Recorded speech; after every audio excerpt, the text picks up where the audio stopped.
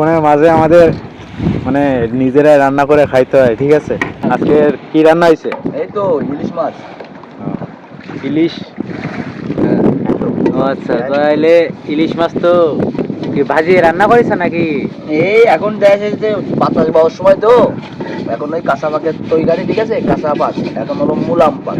আর বাজার সময় না, এখন বাজবো যখন গানটা নিরিবিলি থাকবে তখন। এখন তো সমুদ্র তো উত্তাল, মানে হ্যাঁ, এখন এই ঢেউ তখন তো আবার আছে, বাতাস বই আছে, এই জন্য দেখা যাচ্ছে এখন তুমি আসে না এই দুটো সেবা করি তারপর তো দিই তারপরও যা মোটামুটি খারাপ না ডাইজেস্টে একবার। আমি তো অক্ষুণ্ণ দিই খাই আজকে দেখবো মাছের অবস্থা কিরকম কিরকম? না, মাছ শাক না। ডাইজেস্টে ষোলো টাকা অক্ষুণ্ণ খরচ করে এই একটা এই মাছ খাই শাক না না, খাই এই মাছ বাধা শাক দিই পাইনি আজকে মাছ কম, তাই আজকে, অনেক মাছ।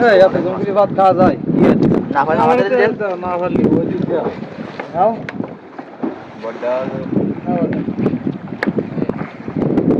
দিবেন অনেক ঢেউ,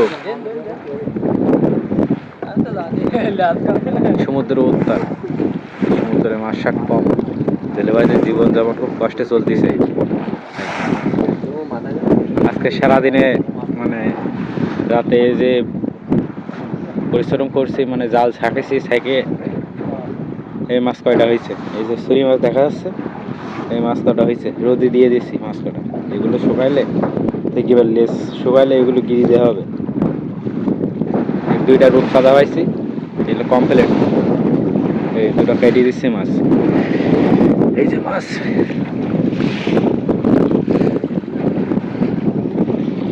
এবছর আমি যদি বলি এই সাগরে মাছ দিন দিন নষ্ট হয়ে যাচ্ছে, মানে এবছর মাছ জেলেদের কম, জেলেরা লক্ষ লক্ষ টাকা খরচ করে আইছে,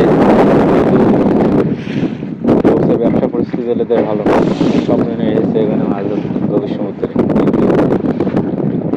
এবছর জেলেদের ব্যবসায় লস, কিন্তু আমাদের না, এই সুন্দরবনে যে জেলেগুলো এসে